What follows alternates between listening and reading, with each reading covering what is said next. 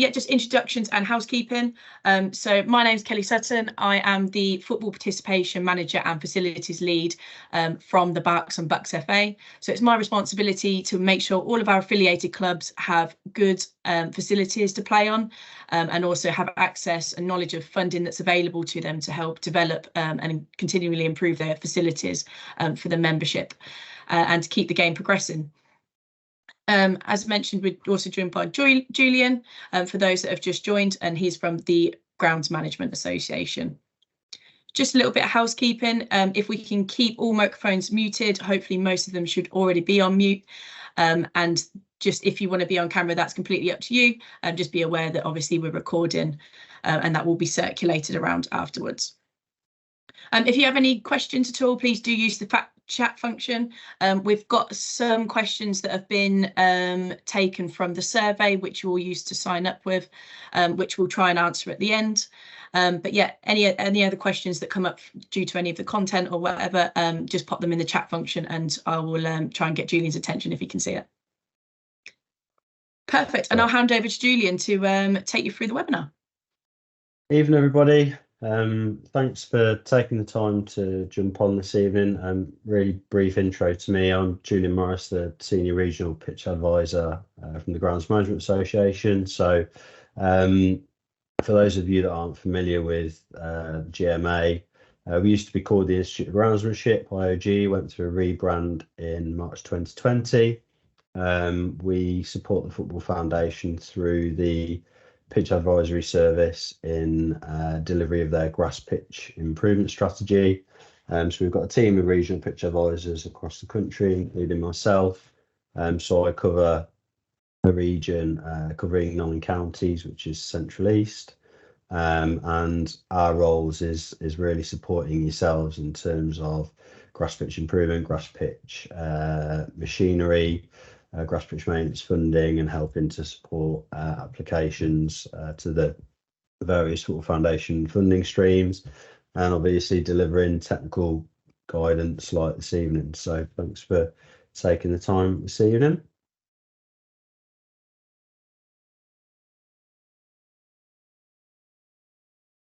So in terms of tonight, I really wanted to sort of cover off some of the major challenging issues that we kind of encounter during the winter season, dealing with some of the areas that cause pitches to get waterlogged, to be out of use over the winter at a grassroots level, and hopefully give you some strategies to improve that. So in terms of the agenda, we're going to be looking at when is wet too wet, so dealing with pitch use in wet and waterlogged conditions, focusing on goal area repairs, which is an area that we see a lot of cancellations kind of due to high wear areas on pitches and ponding, etc. Deep spiking and linear decompaction, which is kind of more commonly referred to as vertidraining, and earthquaking or shock waving, the pros and cons of each of those and how they can help to keep your pitches playable over the winter months, and then dealing with snow, ice and frost, some sort of best practice do's and don'ts. So when is wet too wet? So what we're going to be looking at here is considering the various perspectives and the various people that might be involved in making the decision around that. Knowing your enemy, so that's covering getting an understanding of what is causing your pitches to hold water, because there can be a variety of causes. Using weather forecasts effectively, knowing the rules around cancellations and postponement, what to expect if usage is going ahead, and dealing with the aftermath of any damage. As Kelly said, as we go through, I can't see the chat, so hopefully Kelly can keep tabs on that. If you have got any burning questions, do feel free to unmute yourself and ask. Helpful for me if you can just shout out your name and the organisation you're from. And hopefully we'll kind of have some natural breaks between the topics when we can take questions. So the first thing that I wanted to cover off in terms of dealing with pitch use in wet weather is firstly to kind of say that it's important to try and consider pitch usage from all perspectives. So I was certainly guilty. My background, I spent 10 years working in professional football, 5 years of those as a head groundsman. And I was certainly guilty, particularly in the early part of my career, of being very tunnel vision. Why are you trying to wreck my pitch? I don't understand. And actually what I came to understand as time went on is that actually the better communication between various parties and the more that we can consider kind of the various factors at play, the easier it kind of becomes. Number one, in terms of building good relationships with various kind of partners, be it club officers, coaches, parents, supporters, depending on where you kind of sit. If you're in the National League step system, so whilst as a grounds person, kind of the hours of preparation and potential repair and kind of the frustration that comes if you spent hours preparing a pitch and then it looks like a usage isn't going to go ahead or it's going to cause a lot of damage if it does, might be at the forefront of the ground person's mind. It's kind of helpful to think about the other factors at play. So club officers and coaches will be thinking about fixture congestion, as I said, team and supporter travel if that's relevant to you, coach and player availability for any rearranged fixtures, and obviously if we're talking about games that are taking place at a weekend and might be pushed back to midweek, and that can have an impact on revenues as well. Match officials in theory tend to deal in the here and now, so primarily in terms of their kind of remit, they will be focusing on player safety and pitch playability first and foremost. So they shouldn't be taking too much into account the various people in their ears talking about all the different permutations that affect their club, etc. They should really be looking at the condition of the pitch, and if it's going to have an impact on either the playability for the usage or player safety. So moving on to knowing your enemy in terms of what can cause waterlogging on your site. So if you know that your site is susceptible to waterlogging, it's kind of really helpful to try and understand what is causing it first and foremost. Without knowing the cause, we can't begin to kind of put strategies in place to try and alleviate that through maintenance or through drainage installation or any of the other ways that we can try and alleviate waterlogging on the site.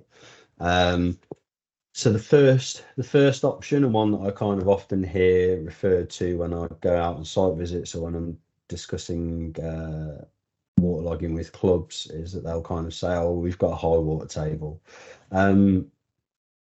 Sometimes the case, quite often not the case. It can be a groundwater issue, as you can kind of see from the image to the side there, whereby we get down to a certain depth.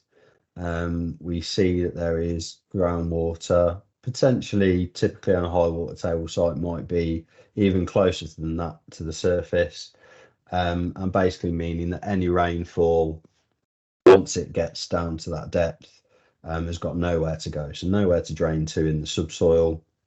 And then basically what will happen then is it'll basically fill up like a sponge. So the more water we add to the top, it'll just keep going up and up and up and up, and there's nowhere for the water to go. Thatch layers are layers of organic matter that build up basically at the base of the grass plant, between the grass plant and the soil, and this can be made up of dead shoots, stems, roots, that kind of can create a thick mat sort of between the soil in terms of trying to get the water away. So it essentially acts like a sponge, so it can retain an enormous amount of water. So if you are inspecting your pitches or carrying out inspections through pitch power, if you've got a really significant thatch layer, and we're probably sort of talking 15 millimeters plus, that's got potential to hold on to a lot of water and also slow the penetration of oxygen and nutrients into the soil as well, which will have an impact on turf health. So that can be an issue too. One of the most common ones that I see, particularly on grassroots football pitches, is compaction. So really here we're talking about the effects of play, the effects of machinery going across the pitches, and essentially what happens is that the soil becomes compacted, and any space that we have within the soil for water, nutrients and oxygen to move around and penetrate and get through the soil is reduced. So basically what we want to try and do through some of the operations that we'll touch on later is to try and reintroduce space into the soil. Sandy soils are kind of particularly susceptible to compaction. Clay soils, because they shrink in the summer months when it's hot and swell in the winter months when it's wet, can be very poorly structured, but generally they kind of decompact themselves almost. So they can be very, very slow in terms of infiltration, clay soils, but it's kind of understanding, again, how the soil behaves and why it might be draining poorly. And then the final one that you can sometimes encounter is if you're putting a spade in the ground or you're taking a soil sample, you might come across a hard or impermeable layer in the topsoil, which again can be stones, bricks, God knows what, depending on what your pitch is built on, or whether it's just made ground. And again, this has the potential to slow the penetration of water, and will basically, if the water hits that impermeable layer, it will then start to back up to the surface, and that's where we can kind of get waterlogging. So really important if you've got problem areas on your pitch. If your pitch as a whole is just really poorly draining, we can kind of dig these test pits that you can see here. Now, the one in the image is not a particularly neat example, but basically if we kind of create a half square meter hole in an off pitch area, and that's kind of best done during the winter months, so you can see all of the things that we've spoken about. It will start to show a little bit whether there are potential factors in your pitch that are adding to the waterlogging. So once we know what the problem is, it makes it a lot easier to deal with. So moving on to the next point, getting the best from a weather forecast. So once you've established that your site might be susceptible to waterlogging, knowing roughly how much rainfall your pitches can cope with is really, really useful. So you can get a rain gauge costing a few pounds online, and it doesn't have to be at your site. If you've got somebody that lives close by, or you live close by yourself, you can pop it in your garden, and then get a bit of a measure of rainfall, and you can use that to kind of see how much is falling in a given period. So if you know, for instance, that your pitches are typically playable following, say, 25 millimeters of rain in 24 hours, you can use that as a gauge. So you can say, actually, yeah, if that's what's in the forecast, then we know that our pitches are probably going to be all right, or they might be 50-50. If there is a lot more than that forecast, then that's going to give you means of saying, actually, our training or our games are probably going to be in trouble. And that might also allow you, in the days before that usage is due, to say, is there any maintenance that we can be doing to the pitch to try and make it cope better with the expected rainfall? So as you can see from the image on the right hand side there, this is from a website called Greencast, and it gives us a precipitation risk. It gives us an amount in millimeters and a given time scale, and various other measurements like ground temperature, air temperature, etc. But if you can access a weather forecast like that, it gives you an idea of what the millimeters expected are in a given period. And then that can be a really helpful tool to help you gauge kind of whether your pitch is likely to be in trouble or not. And we are seemingly getting kind of increased rainfall events in terms of intensity of rainfall. It's almost becoming a bit subtropical in as much as drizzle kind of seems to be a bit of a thing of the past, and we either seems to be hammering it down or not raining at all. So as I said, if you are seeing large amounts of rain in the forecast, it's probably going to ring alarm bells, and that's when you might want to sort of start to communicate with the various parties that are going to be impacted if the usage doesn't go ahead. So kind of moving on from that, this is probably kind of teaching you to suck eggs a little bit, but it's obviously helpful to familiarise yourself with the rules of your respective league where potential postponement of fixtures are concerned, or cancellations. One of the questions that we had in was around match officials making decisions around whether games go ahead or not. And obviously it's really important to know as a club or organisation kind of where the responsibility lies. It can be really frustrating if you know there's significant cost or time attached to repairs and the match official is kind of seemingly not considering that. But as I said, in terms of the guidance that match officials are given, it's really focused on playability during that game and player safety.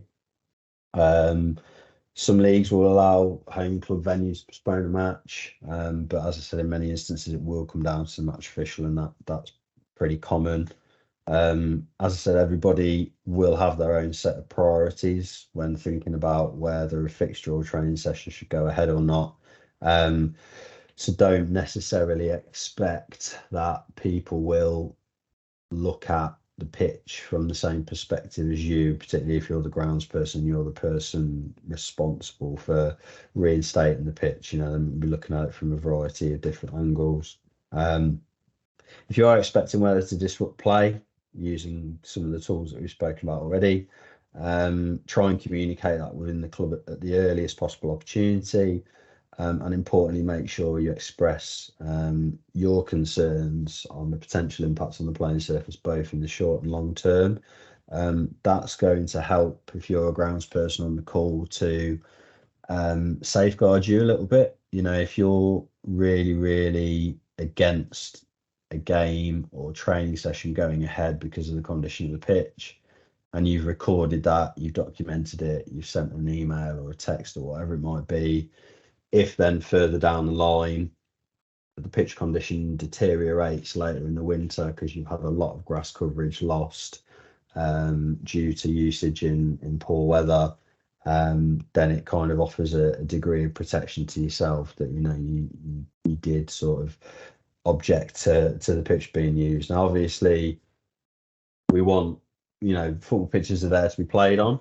Yeah, that's the thing to say first and foremost. And obviously from a participation perspective, we want to be minimising cancellations. It's one of the main drivers behind all of the funding that's going into grass pitches, is to get the number of cancellations down. But one of the important things to say, and it's probably kind of slightly more relevant if we'd have delivered this webinar earlier in the winter, is that one of the important things to think about is if you're in, say, November, December, so if we're looking kind of winter 2024, going into 2025, particularly November, December time, you really need to think carefully about, am I going to be writing this pitch off for the rest of the winter? Are we going to be playing in conditions that's going to really damage the topsoil of the pitch, really destructure it, seal it up, mean that it's going to drain really poorly? So trying to have a little bit of foresight in that decision making process is important, because what might happen is if you go ahead and play a game when it definitely shouldn't be being played, you might then find that you've got 4 or 5 uses later in the winter that normally would have gone ahead that don't. So it's also trying to think about the medium term in terms of the decision making too. So game on, what to expect. So the image on the right hand side is from one of my old training pitches, a non-drained indigenous soil academy training pitch where I used to work. It's not all glamour at every football club, despite what people might think of professional football. And essentially, this was a to-in and fro-in between me and the manager at the time of whether that training session was going to go ahead or not. And basically, he was saying to me, look, we've got a game tomorrow. It's really, really important that we do our shape work and we get our training session in. You know, I'm happy to kind of maybe forgo training on Monday or Tuesday as a kind of, you know, exchange for that Friday going ahead. But ultimately, it was kind of that conversation that went on. And again, it's just reiterating that communication is important, because as grounds people, if we just kind of hide away and expect others to kind of get our point of view or perspective, they won't a lot of the time, because it might not enter their mind the way that we're looking at things. So I just wanted to reiterate that. And as you can see there, the upshot of that training session was that there was quite a lot of damage done, but we had at least had a conversation and kind of come to an understanding in terms of how we were going to manage the pitch over the next week or so. If training session or fixture is going ahead, trying to see if coaching staff will meet halfway and limit the intensity of pre-match warm-ups and anything that's going on at half time. If you are on site when a game is taking place, kind of asking the lines person to run opposite lines can be worth a go. In my experience, most of them will refuse, but it's always worthwhile asking. Try and make sure that one thing that they sometimes like to offer is running the line on the pitch. They'll say, yeah, I'll happily run a yard inside the pitch if you like, and you'll just kind of end up with two big brown lines instead of one. So probably want to avoid that. In most situations, playing on a wet pitch will lead to increased wear playing surface, so divots, scrapes, scars. If there is standing water at the time of play, then obviously playability will be impacted and playing experience diminished. And again, that is really worthwhile thinking about if you're having conversations with match officials as to not just what the weather conditions and the condition of the pitch is doing at the start of the game, but also thinking about actually what are we expecting over the next hour and a half, because it's certainly not unheard of for, you know, 30, 45 minutes play, get to half time, and then it's called off, you know, which we obviously want to avoid, because it means that the postponement or cancellation is going to happen anyway. And then it also means that the pitch has been trashed for 45 minutes, which we could have avoided. So again, thinking about that, and reiterating on the point that I made before, in the short term, play on saturated ground will reduce the likelihood of being able to play the next time there is usage. So thinking about, you know, if we know deep down that a pitch really isn't fit, if we draw, you know, my rule of thumb always used to be, if I'm drawing up water underfoot when I'm walking on it, then it's definitely too wet for any machinery, but it's also likely that it's going to do damage if it's played on.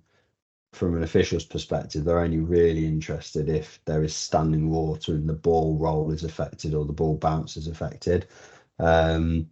So, you know, if you as a club have the ability to make a decision over a match or a training session, just try and think potentially about the knock-on impact at this time of year when we can just about see spring creeping around the corner, and we're maybe kind of a month away before, 6 weeks away before, you know, we start to see some recovery and things improve and start to dry out a little bit.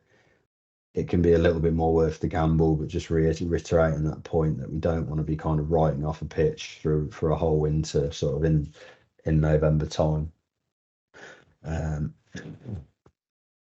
Quick question, Julian, just Yeah. from Steve. He just asked, what action did you take to repair the pitch in the photo? So quite a lot of time spent divoting the pitch, brushing it up. One of the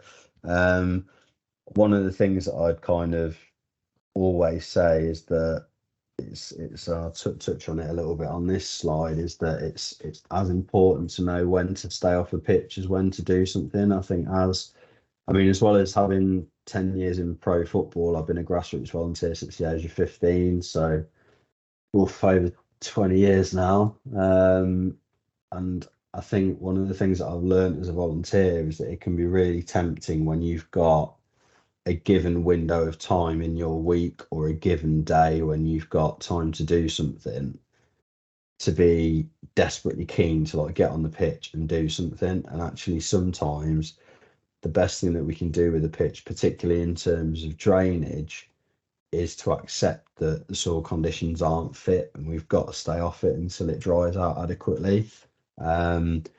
So to answer that question, there would have been some divoting, there would have been some brushing to stand the grass back up. One of the things that we sometimes see with damage is that a lot of the grass actually gets trodden kind of into a muddy surface. And actually, if we can help that grass to stand back up through, a tractor and a brush, or a tractor and a grooming tool, or even a pedestrian drag brush if we've got access to one, is just to help that grass to stand back up, because if it's left in the soil it'll just rot away and then we'll lose grass cover. So that would have been the first part, and then obviously once temperatures allowed, we'd have looked at doing some overseeding work and potentially light sun dressing to kind of try and recover that area as quickly as possible. But that comes back to my point around being conscious of when in the winter damage is done. If that damage takes place at the start of winter, you're pretty much going to be sat with it throughout, and it's probably going to come to bite you kind of later in the winter. So thinking about that. In the short term, as I said, good practice to document the damage that's been done by taking pictures, along with any documentation of warnings that were given prior to the usage taking place. What often happens from people that don't know any better is they'll start pointing the finger and criticising the pitch a few weeks afterwards.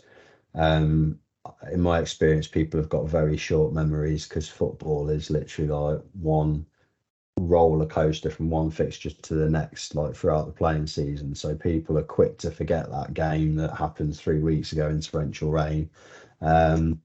So, as a grounds person, or if you're not a grounds person on this call, actually giving some thought to that and some consideration to the impact that might have on particularly on a volunteer or even an employed person. Be very careful at what manner and how quickly you throw criticism around, because suddenly if you find yourself without that volunteer, or without that grounds person that's looking after your pitch, it can be a very sharp learning curve in terms of kind of how we deal with people in situations like that. And I can tell you for free, there is nobody more sensitive to a poor pitch than the grounds person. Players might moan about a pitch, managers might moan about a pitch, coaches might moan about a pitch, but I can tell you the person who'll be hurting most about that pitch is the grounds person.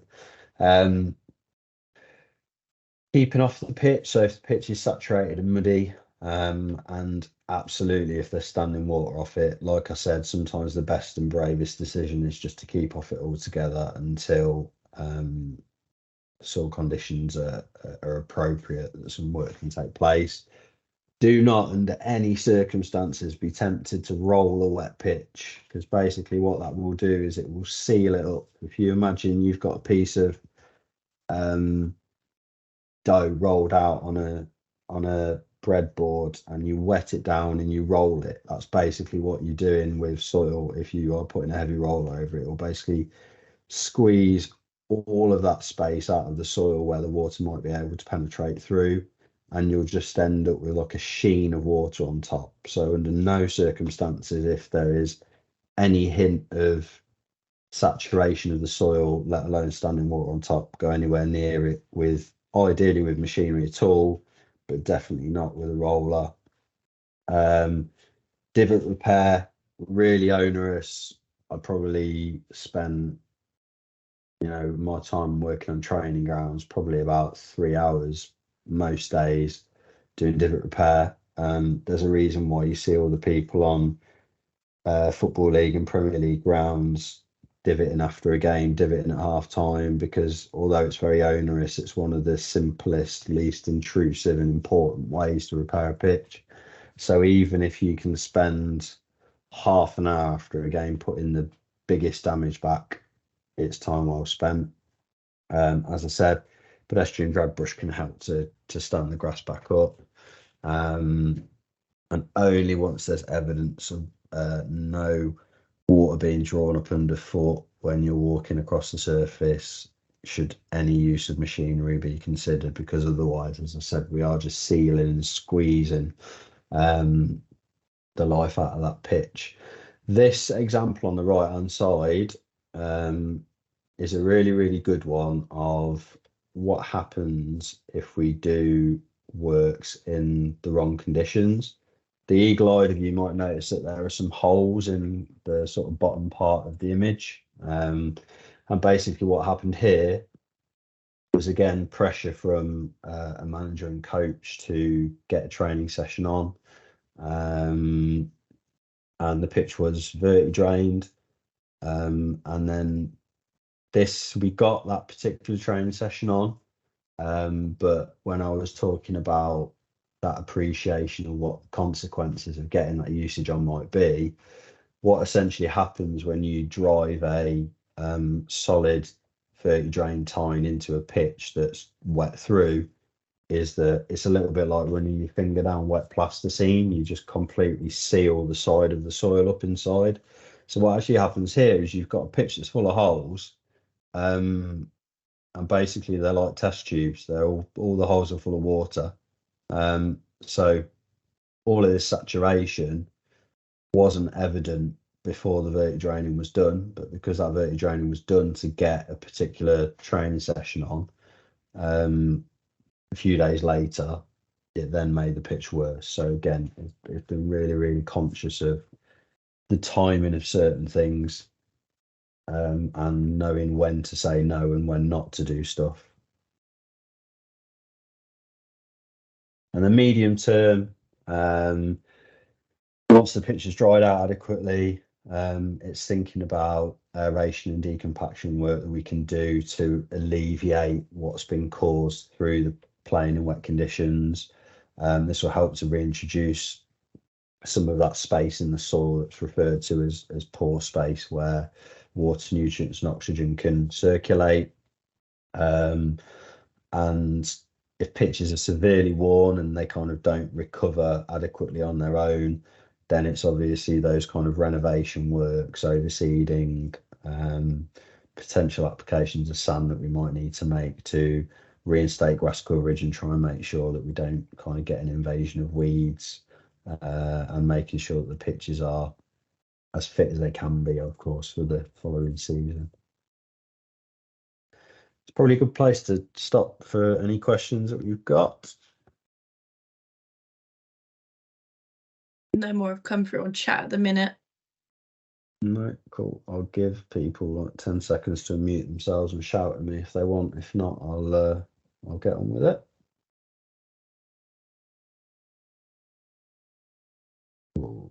Right. So goal area repair. So this sort of image is the bane of my life, and probably quite a big cause, well, definitely a big cause of cancellations in grassroots football, particularly on public open space where we've got goal mouths that are getting a lot of usage through, what I call affiliated play, but then also through an official use. And what we're really trying to avoid is dished, ponded areas like this. So one of the kind of myths at this time of year and throughout the winter really is that once temperatures get too cold and we're not likely to get any germination through seeding, people kind of think, well, it's just not worthwhile me bothering repairing my goal mouths. Now, actually, if we can do forking, sand dressing work little and often throughout the winter months to keep that goalmouth level, yes, we might have a bare area that doesn't look great, but actually, if it's at a level with the surrounding area, what we won't get is these dished areas that basically pull water, because the way that water travels through the soil is it travels through the soil in layers. So it travels across before it travels down. So if you imagine, again, I'll use a sponge as a kind of example. You fill a sponge full of water, and then basically when you do that, it will fill the sponge kind of crossways rather than straight down. And then it's not until we squeeze a sponge or we add more water to the top of the sponge that the water comes out of the bottom. So again, if the water in this particular image has got nowhere to go, it's just going to sit there, and any water that is kind of falling through rainfall on the surrounds of that particular bit will basically just pond and collect in that area. So one of the biggest wins is just little and often repairs of goalmouths, and I'll touch on in a minute how we can do that in terms of trying to avoid ponding like this. And that goes for probably the most common areas that I see with this sort of damage: goalmouths, penalty spots, centre circles, and centre spots particularly. So if we've got a bit of time, we can get a couple of tons of sand dressing in bags on our particular site and a wheelbarrow, and kind of do sort of regular repairs just to keep a level. That's a big win in itself. So what do you need to kind of do these sorts of repairs? So a sport sand, and I am talking about sport sand. I'm not talking about builder sand or sharp sand or plaster sand or washed sand or any of the other sands that cost about a third of what sport sand does. Sport sand is a very particular mix of sand and soil. It will have been screened to make sure that there are no stones or gravel kind of typically in excess of about 3 millimeters within it. It'll have the sort of drainage characteristics that we want, and also it'll generally be pH neutral, so we know when we're putting it down that it's not affecting the soil and it's not going to have a detrimental impact on the grass where it's being spread. Then a pan shovel is what is in this image, and that's a really great tool to kind of, in a semicircular motion, make light applications of sand across an area. Wheelbarrow, fairly obvious. Garden fork. Grass seed if growing conditions are appropriate. We're probably talking about, realistically, to get grass seed to germinate and then it'd be warm enough for it to establish, we're looking at about 10 degrees and above. It will germinate at sort of 4 to 7 degrees, but then it's then actually getting it to establish where we really need it to be a bit warmer than that. And then these polypropylene rakes, plastic landscaping rakes, are really great to kind of just help to tease that sand in and around the area. So if you're applying it to grass, what we don't want to do is put a lot of sand on top of the grass and smother it, because that'll basically kill it off. So we can use these rakes to kind of work that sand in. So very much little and often applications in terms of that. So looking in terms of what the steps of that process look like, providing it's dry enough, and if water has ponded in an area for a long period of time and the ground is very compact, it might be that you kind of have to start trying to put holes in it when there is standing water. Ideally, we want to try and do this preventatively. So if, for instance, that there's a lot of rain forecast at the weekend, trying to get some holes in it. So this particular hole pattern here is from a deep spiking machine, but we're basically trying to recreate that with a garden fork. So 4 or 6 inches apart, put the fork in the ground, we wiggle it very gently, like anybody who's turned over soil will be familiar with.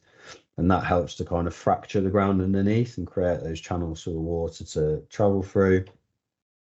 We then make a light application of sports, and then by light I mean, like, as you can see in this next image, we're talking about a dusting. If you dump a load of sand on an area, so probably in excess depth wise, more than kind of a third or half a centimetre, basically what will happen is that will kick out and it won't bind with the soil that's already there. So what we want to try and do is, through this process of forking and sand dressing, maybe on a weekly basis, fortnightly basis, monthly basis, whatever time allows you to do, it just helps to get that sand to kind of knit in with the soil that's already there, and that's kind of key to help it to bind together. And we can use straight edge to kind of see that we're working up to that surrounding level. We can use strings across that area, and really what we're trying to achieve is, you know, like I said, prevention is better than cure, making sure that we sort of keep that area as level as we can, even if we can't get grass seed to germinate. And then, as you can kind of see in that third image along, there's a little bit of grass coverage there, but what we've done is we've applied the material, we've used that rake in combination with some grass seed to kind of work it into that area, and that's kind of enough in terms of that repair. A light dusting, making sure that we've kind of raked it in so that it's not smothering the grass that's already in place. And then if you are fortunate enough and it's the appropriate time of year, you can use germination sheets, or, to be honest, scaffold netting is just as good and a lot cheaper to kind of cover areas. You can get a 50-metre roll of scaffold netting for about 50 quid. So even if you're on an open site and it might get vandalised or removed, it's not the end of the world if you need to kind of put it down and replace it a couple of times, and that's just going to help to protect that area, aid with speeding up germination of the grass seed if as I said, it's kind of springtime or autumn time and the temperatures and the rainfall are there to help you with that. So that's kind of the process in terms of that. So like I said, emphasizing keeping the level, adding some grass seed when temperatures allow. The other factor is that if you come to your pitch renovation period and you've got a contractor coming in with a disc seeder or a star seeder to kind of seed your pitch, you then know that they're kind of seeding into a nice level firmed area where you're going to get good take. One of the things that I sometimes see in goal mouths is they'll say, oh, the contractor's been in and seeded it, but it's not taken. And I'm like, yeah, well, the problem is that the discs haven't actually cut into that soil because it was too low lying, or actually there hasn't been enough. You need seed soil contact in order for that seed to germinate. So it's understanding that you do need a little layer of sand, you know, or soil for the seed to actually knit into in order for that germination to take place. Julian, just while you're on topic of germination, we've got a question again from Steve from East Hendred, just saying, would you recommend using pre-germinated seed in the gold mouse? Yeah, 100%. So pre-germ, basically you're talking about a bucket of water that you fill with seed, soak it, lay it out on the germination sheet is a good thing to do. And then once you kind of see that little fleck of green, you can kind of collect it up and apply it to an area. So yeah, pretty common practice in professional football. I think from memory, I think Carl at Wembley's even got like a little dedicated, almost little greenhouse that he's built to kind of pre-germinate seed in his garage. So yeah, if you can do that, good idea to do that, and it'll help you to get a bit of a head start on high wear areas like that, for sure. Cool. So moving swiftly on. So aeration and decompaction. So firstly, just to explain the difference slightly, aeration is the practice of making a slit or hole in the soil, but we're not actually fracturing that soil. So we're not putting any heave, we're not doing any impact to the soil that's actually fracturing it and sort of creating those channels for increasing that pore space that we spoke about. So we're talking about gas exchange when we do that. So that's really good for turf health, really good for promoting root development, root depth and density.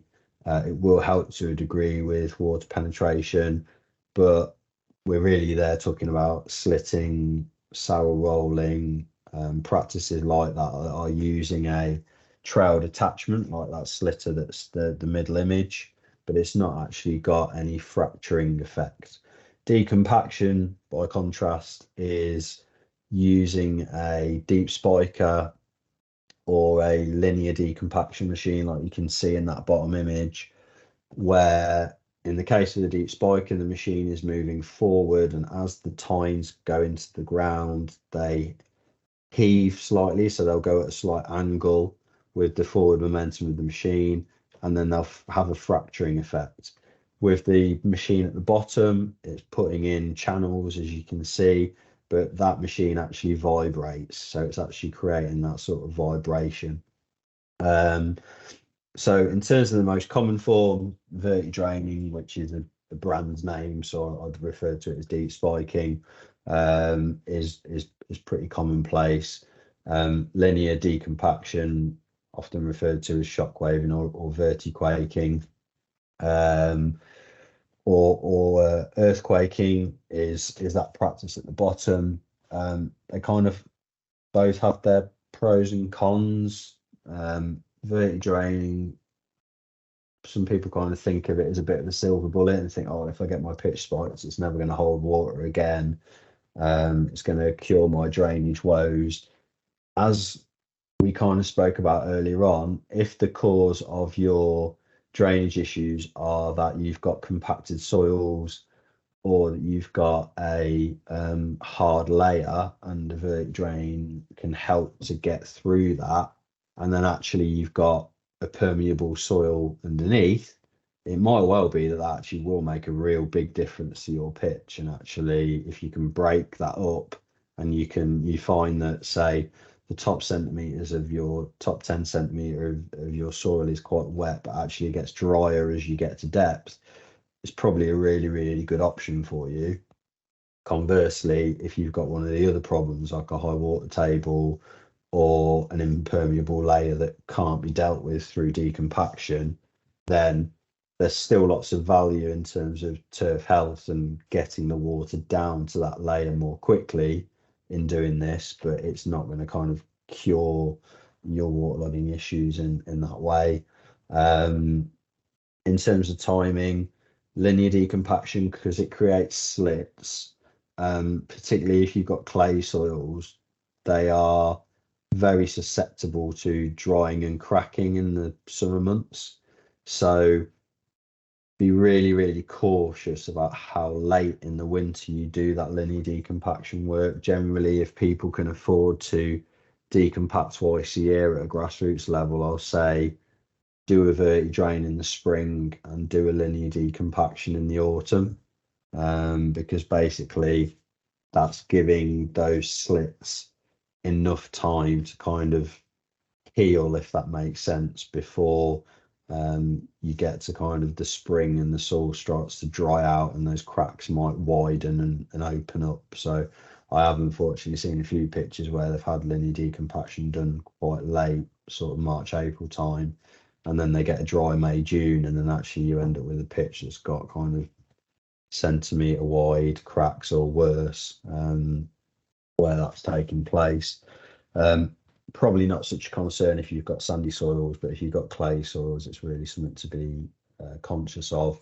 Vertidraining, on the other hand, really, really brilliant for, as I said, gaseous exchange, which is basically getting the gases that we don't want in the soil out and getting oxygen in, and root depth and density. And the root depth and density are really the absolutely crucial things to a healthy pitch. If you can get deep, dense roots, I often kind of refer to vertic draining as a free fertilizer, because what tends to happen, particularly if you're having it done for the first time or the first few times, is that you're unlocking a lot of nutrients and oxygen penetration in the soil and uptake through your roots, that it was never able to access them before. So actually you get an increased green up, you get an increase in turf health.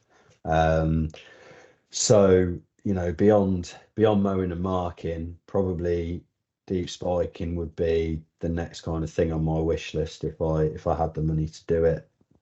But like I said, kind of the timing is everything with these. It's really preventative, trying to do these when the soil is moist, not when it's already wet, because of those issues that I mentioned about sealing the soil and damaging the soil structure. So these kind of tasks are best performed deep spiking kind of March, April time. And in terms of the linear decompaction, probably kind of back end of September, October, before the heaviest rains start to come. Equally, you can deep spike in the autumn as well, but it's all about kind of the soil being what we call friable, so it's not too wet, it's not too dry.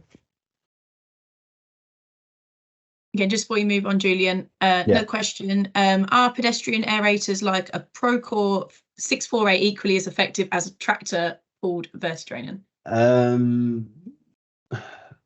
Yes and no. So normally pedestrian deep spikers are absolutely brilliant, because you can get away with using them a little bit later in the season than you probably would with a tractor and a vertic drain. So they're less kind of impactful on the pitch in terms of weight. They tend to use smaller tines. They tend to not work to as great a depth. So and again, this is where it's important to identify where the issues are in your soil.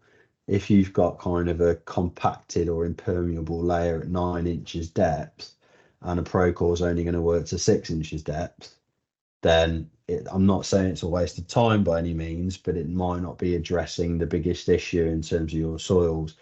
It's good practice when we're doing deep spiking to use different size tines, work to different depths, but that really applies if you're doing it quite regularly, maybe bi-monthly. If you're doing it twice a year, you want to probably use at least an 18 mil tine, if not a 24 mil tine, and really to maximum depth that is achievable in your soils.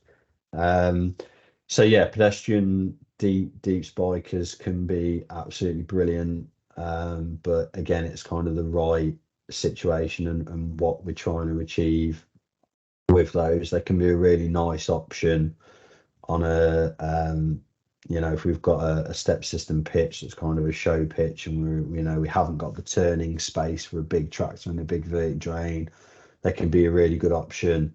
Or if we are in the middle of winter and the pitches are wetter than we would like, and we absolutely have to get something on there to try and get a usage on, they can be a really good option as well, like I say, because they don't disturb the surface in the same way. But as I said, ideally it's prevention rather than cure when that work takes place. So yeah, good option, but it's kind of the right situation. I'd always, if I only had the budget to kind of deep spike twice a year, I would be thinking, tractor mounted, good sized tines. Let's get to as deep as we possibly can and get the kind of the biggest bang for our buck out of that value. All right. No follow up on that. I'll move on to the next section. Just conscious of time. So dealing with snow and ice and frost in particular. Now, hopefully, particularly in Berks and Bucks, might have seen the back end of it this winter. I don't want to curse anything, but there is a little bit forecast in the next few days. I think it's probably going to be sort of Midlands upwards more likely. Probably curse myself now because I'm in Milton Keynes for 2 days, middle of this week, but we'll see. So we're going to be looking at where to start, what the key considerations are, best practice, and then dealing with snowfall. So the starting point really is to say snow and ice on turf, and when I say turf, I mean grass, in and of themselves are not harmful. So it can be left to melt. There isn't a kind of an immediate need to remove it unless we're trying to facilitate play. But there are sort of some key things to consider. If the ground underneath falling snow is already frozen, basically what snow will do is insulate that frost, that ground frost. So if it's bone hard when the snow comes down, it's going to remain bone hard until temperatures climb adequately that the snow melts. And then what will happen is that it will behave then like a waterlogged surface. So obviously where we get ground frost, those spaces that I spoke about in the soil that are normally water, nutrients, oxygen can circulate, are taken up by frozen water essentially. That's why the ground goes hard. If there's frozen water in the ground, there's nowhere for the water to go. So when the snow thaws, that's why people might think brilliant, snow thawed, pitch is going to be playable, and then actually you end up finding that it's actually waterlogged. So bearing that in mind, probably not going to be so much of a concern at a grassroots level, but definitely would be in professional football. Is that actually if the soil temperatures and the ground is soft at the time of snowfall, that can actually create a perfect storm for sort of disease activity under that snowfall. So it's warm and actually the snow's kind of insulating some of that warmth and causing it to sweat. And that really is a worry if snow stays for kind of several days or more. As I said, frozen ground susceptible to waterlogging. Don't expect it to be playable simply because the snow's melted. And then sometimes what we can also see with the ground frost is that if it is thawed adequately, the top kind of 2 centimeters might be okay to take a stud, but actually it's still hard underneath.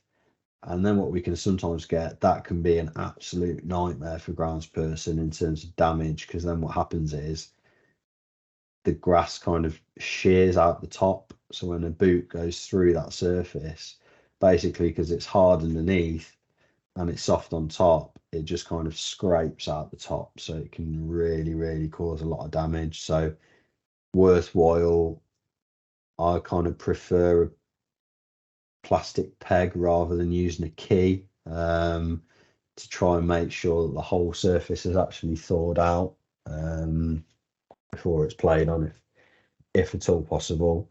And then the other factor is that if we've got a leaf frost, which is what we're kind of more familiar with, like in this image where we've kind of got a white surface,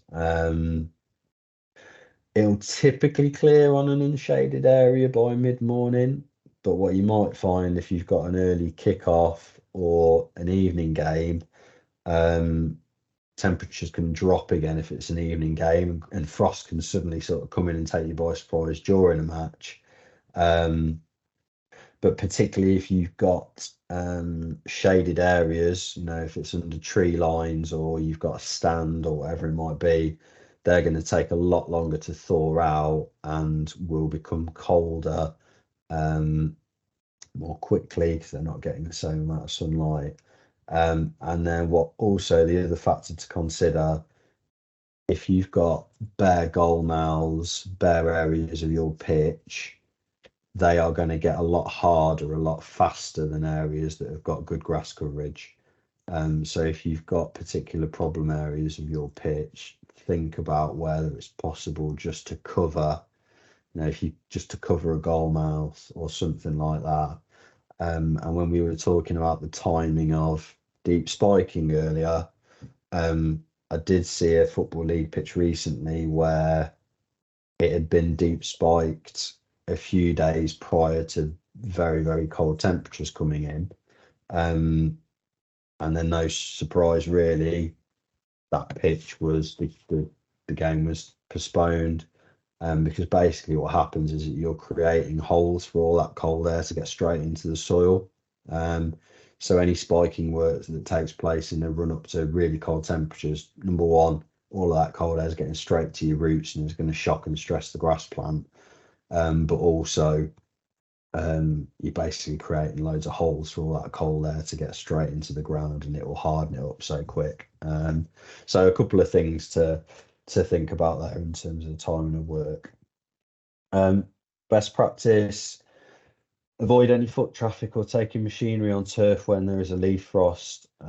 This will bruise the grass, leaving anything from kind of black footprints to kind of black and damaged areas, particularly if you've had machinery go across it. If that's happening quite a long time before you've got any prospect of grass growth or recovery, that damage can be really kind of aesthetically, that can last quite a long time and make a pitch look really pretty poor. So just bear that in mind. I've already kind of mentioned that, if a leaf frost clears but a ground frost remains, that can sometimes be a situation where if the sun's come through and it's burnt the leaf frost away, you might still find that there's a ground frost. So you might think, oh, actually the pitch looks playable. You walk on it and actually clunk, clunk, clunk, it's hard. So also, it's always worthwhile when you turn up at a venue, if the temperatures have been sub-zero, actually have a walk on the pitch. Don't assume it's playable just because it's green. So bearing that in mind, try and carry out area checks on all areas of the pitch, and pay particular attention to warm, bare areas that are under shade. I've already said about avoiding aeration or deep spiking when ground frost particularly is forecast. And when we're saying ground frost, really -1, -2, -3 and colder is when that's going to start to happen. Avoid absolutely any applications of granular or liquid fertilizer when frost is expected. Never ever use snow melt, salt, hot water products on or near turf. At best, they'll burn it, probably quite likely to kill it. Be also very conscious of sharing fertilizer spreaders with grit or snow melt products. I've seen sometimes people use them with and there's a bit of grit or rock salt left in the spreader, and it's not pretty in terms of the damage. And the other thing is as well, rock salt or grit, great for clearing snow, but really, really corrosive. So if you've got a metal fertilizer spreader on the back of a tractor, think carefully before using any sort of snow melt stuff in it, because it will wreck it. And then, like I said, frost protection sheeting, if you can get a little section of it just to insulate vulnerable areas like a bare goal mouth or a linesman's run, or anywhere on the pitch that's particularly bare and susceptible.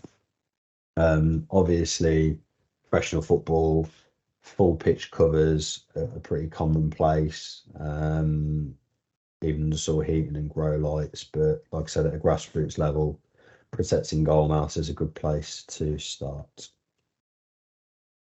Dealing with snowfall. So here is a nice little picture of, it's probably at least 10 years ago now. that pitch, the undersoil heating was on. It had been on for 4 or 5 days. Bit of a misconception with undersoil heating. Undersoil heating will not necessarily melt snow off a pitch. If it is hot enough to do that, it's also absolutely frying the roots. So it's a real careful balancing act on pro football pitches if you've got undersoil, between trying to keep a pitch playable, and trying not to do too much damage to the root structure. Because if you're heating it up enough that it's melting snow off the surface, it's not going to be doing the grass plant too much good. So yeah, you can see here we're having fun brushing snow off using snow shovels. We did actually get that game on in the end, but yeah, it was one of many interesting days. In a grassroots environment, snow clearance, very labour intensive. Heavy snowfalls are incredibly difficult to deal with. You might be able with light snow to sort of use on a heavy ropes like you would if you were trying to sort of clear dew, just to sort of knock snow off the surface. You can get sort of heavy duty plastic snow shovels that are often orange to kind of clear lines. You can use pedestrian drag brushes or pedestrian drag mats. Handheld air blowers are a pretty good option to clear light dustings of snow.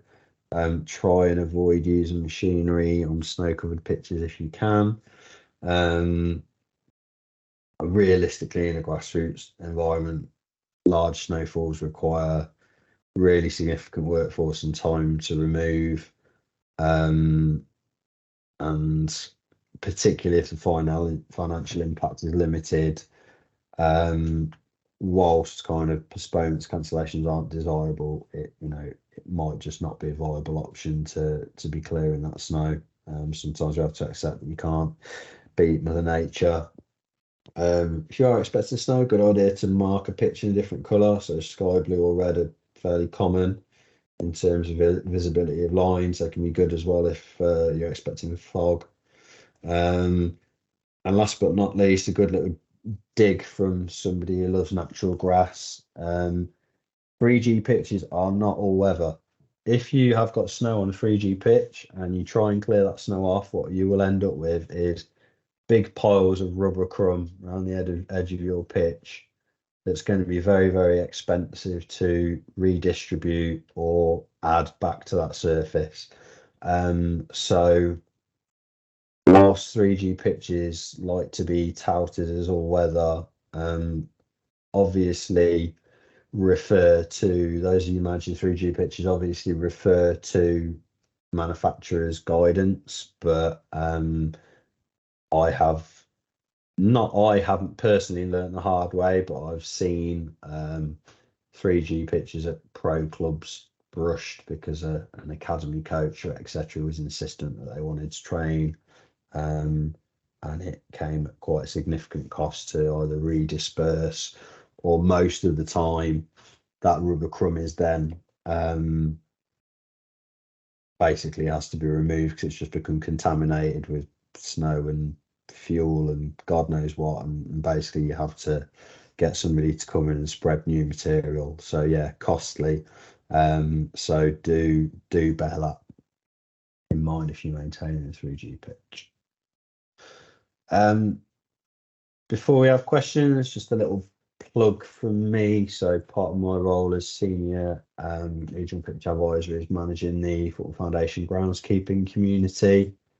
It's basically an online community for advice and best practice tips from myself and my colleagues. We've also got professional grounds people on there as well. We've got over 3,600 users on there now, and the vast majority of them are from grassroots sports clubs, grassroots organisations, mostly from football. And what's brilliant as time's gone on with this is it's become a bit like a Facebook for grounds people, whereby people can kind of post their problems, photos, ask questions. Where can I get this from? Who can I go to help me with this problem? One of the most popular questions is where can I get insurance for equipment? And the community has become really good at responding to those queries and helping people out. So there's that element to it. And then we've also got a technical resources area on there. So there's two main groups that I look after, kind of the community support group and the technical resources group. And the technical resources group has got learning cards and guidance on everything from moles, worms, repairing goal mouths, all of the maintenance equipment you can imagine, diseases, pitch sizes, fuel, all sorts. So really, really worthwhile if there's a particular area that you're looking at. It's completely free. You have to provide a sign up, so you have to provide a login, but it's completely free to use. And like I said, myself and my colleagues monitor that and respond to questions and posts. Of course, anybody on the call, very free to email me or give me a ring as well. But yeah, a little plug on there. I think one of the questions that we had sent in was around if I can do anything, what's the best thing to do at this time of year? I've been working the monthly essentials section on the groundskeeping community at the moment. Is basically a big long list of tasks that I inherited when I took on maintenance of this, and it's not terribly useful to most people because it basically just gives them a long list of things that they could be doing at pretty much any time of year. So I've been working since kind of the turn of the year, a little bit before, to turn that into, it's going to be basically monthly top tips. So there's going to be 5 top tips per month on the things you should be concentrating on at that particular time of year. And then what we're going to have is in-season essentials. So the essential things that you've got to do, kind of no-brainers. And then there'll be non-playing season essentials as well for closed season. So there's going to be 2 cards that cover that off. And then there's going to be monthly top tips, 5 things that we kind of take a deep dive into each month that you should be focusing on any given month. So hopefully that's going to be more useful to people. And then within that, there's also going to be links within those top tips to the relevant learning cards. So hopefully it's going to make it easier for people to kind of access all of that information. So fingers crossed, could be up as early as the end of this week if I can get the green light from the Football Foundation, but it should be up soon, certainly sometime in February. So I think that takes us on to questions. Yep, so I will have a little brief look through the questions that you sent in, Kelly, just see if there's any that we haven't covered off. So first one is dealing with specific areas where drainage is damaged. If you've got, I'm assuming where it says drainage is damaged, obviously that can be 2 things. It can be a poorly draining area of a pitch, and hopefully most of what we've spoken about tonight will help sort of cover that off, understanding why that particular area is draining poorly and how we might be able to improve that.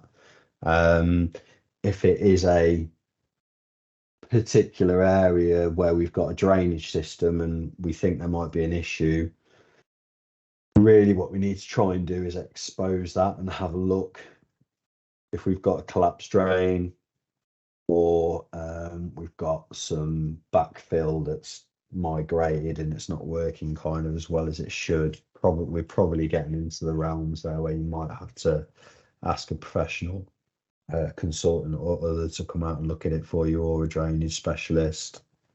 When our pitch is too wet for matches, well, hopefully we've done that to death in terms of giving you an idea when is wet too wet, and trying to sort of work with club officials and match officials on that.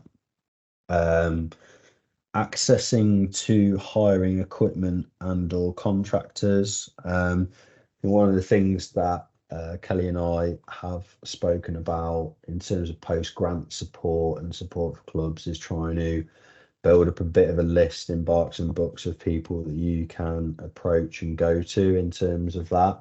So we can probably take it offline, and that'll sort of be a work in progress to try and get that for you. I know it's quite high on the agenda from the Football Foundation as well, in terms of that post-grant support picture for myself and my colleagues to kind of be supporting them in building that picture, because obviously for us, we've got to get the money out the door, but equally we've got to make sure that it's being used effectively. So it's really important that we make sure that clubs and organisations have got access to the people that they need to. If you are hiring equipment, obviously key considerations: are you competent to use the equipment that you are hiring? Is it the appropriate equipment? Any concerns around that, feel free again to get in touch with myself or a colleague. General guidance for a young referee. I think hopefully some of what we've spoken around in terms of the things to consider when, should something go ahead or not. Hopefully we're talking about pitches. If you're talking about young referees in general, I am not the person to be talking about refereeing. Yeah, hopefully in terms of pitches, we've kind of covered that. Otherwise, I'd just say familiarising yourself with the FA guidance for match officials around pitch condition. Winter maintenance programs, aeration topics, slip, drag, mark, drain, timings, goal mouth repairs. I think we've done that mostly. The only thing we haven't covered off is fertilisation. I generally would normally deliver this session a little bit earlier in the winter, and would maybe be delivering one now, kind of more leaning towards kind of end of season renovations, giving people time to put that into practice. Where fertilisation is concerned, the best thing that you can do is to get in contact with a consumable supplier, so a fertiliser supplier, preferably one that has got something called basis or facts registration, which basically is a fertiliser advice certificate. So it means that the people within that company are appropriately qualified and certificated to give guidance. Where fertiliser is concerned, there are a few things to think about. Value for money. So sometimes the cheaper fertilizers look good if they're kind of 25 quid a bag, but they're usually straight or conventional release, and they might only give you 4 weeks of nutrition, whereas spending a bit more on something that's going to give you maybe 3 or 4 months, if you can afford to apply fertilizer only once or twice a year, in most situations in a grassroots environment, a slow release or controlled release granular fertilizer is going to be a better option than a liquid that's going to give you a couple of weeks of rapid growth, but then it's going to tail off, or a conventional granular fertilizer that's going to give you maybe 4 or 6 weeks, but again, it's going to grow very rapidly and then tail off. Controlled or slow release fertilizers, they're designed so that you don't get that huge uptick in growth that can be really challenging to cope with for a grassroots club, and then a real tail off. They're kind of designed to give you a bit of steadier nutrition. Again, something that we've got a learning resource card about on the ground scheme community is soil analysis. So what soil analysis, you can get the kits online, not terribly expensive. You can get the soil analysis done for about 55 quid. And basically that's going to tell you what nutrients you have and haven't got in your soil. And then what a fertilizer supplier can do is to help you interpret that, and then make sure that you are only applying what your pitch needs. So you're not wasting money, but equally that if you've got a limited amount of grant funding or a limited amount of club funds, that you are applying what your pitch needs. So yeah, I could probably go on for another hour about fertilizer, so I'm going to cut off there, but hopefully that gives you a brief intro. Yeah, pitch use in public open spaces. Look, I mean, I'm not going to pretend that public open spaces don't have their additional challenges. I think what I would say is that it's always worthwhile persisting with the sort of works that we've spoken about. It's just accepting that there may be occasions when antisocial behaviour or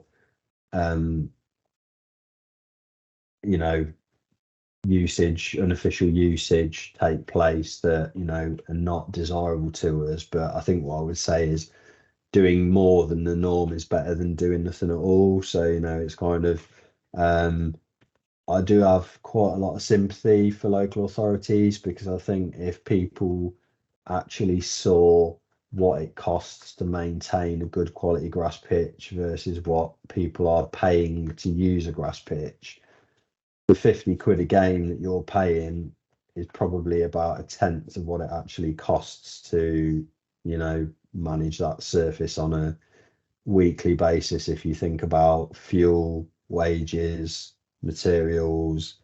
So it's really easy to kind of point the finger at local authorities, town parish councils, etc. But that gap has to be bridged somewhere, and it's it can be a real challenge. So I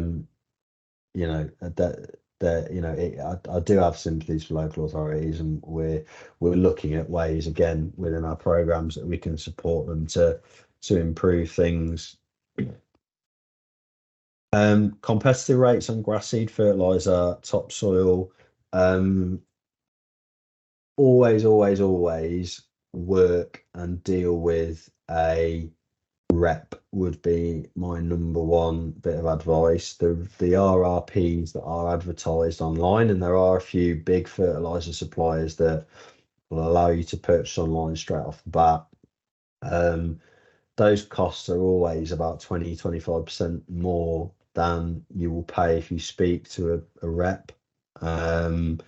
So first and foremost, always try and go through a rep from one of those companies rather than sort of purchasing straight online through there are some fairly big websites where you can sort of purchase materials online, but you're always paying a little bit over the odds, in my opinion. Unfortunately, consumables have increased significantly in cost, like everything else has, over the last 2 years. And again, we've tried to be agile to that with the funding streams that are available to increase the grant amounts, etc. Top priorities over the next few months. Have a look at the top tips when they come out. I'd like to keep the time, but yeah, I mean, generally speaking, February, probably within the next month, 6 weeks, we're going to start to see grass growth returning. So not being too tempted to shave the grass down too short. I think another one of the questions was, can we top cut the pitches and just sort of take a bit off?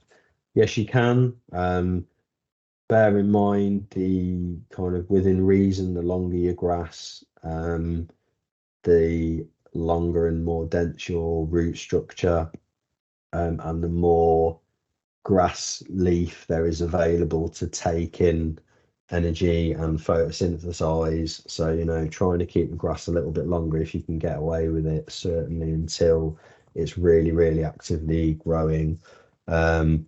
Fertilizer application after soil analysis. So March is a good time to sort of make that first application of fertilizer and aid recovery. Depending on the area of the country, I'm increasingly finding that kind of classic end of season renovation comes with a lot of risks. We've sort of, last summer was a bit of an exception, but the previous 3 summers to that was a lot of drought. So again, thinking carefully about when time works best. It might be that actually overseeding pitches whilst they're still in use is a better option than waiting until the season finishes and then running the risk of no germination and establishment at all because it doesn't rain for 3 months. So being agile and thinking about that. I think that's probably it in terms of the questions that we've had sent in. I can stay on as long as people want, but happy to take any burning questions that people have got. If not, I know it's often the case with these sessions that you log off and think, oh, I wish I'd asked that, or you didn't want to kind of shout out because you thought it was a silly question. So, do feel free to drop Kelly or myself an email after the session, and we can get back to you with any questions you might have. Yeah, I've just dropped the email address in the chat if anyone wants to pick that up as well.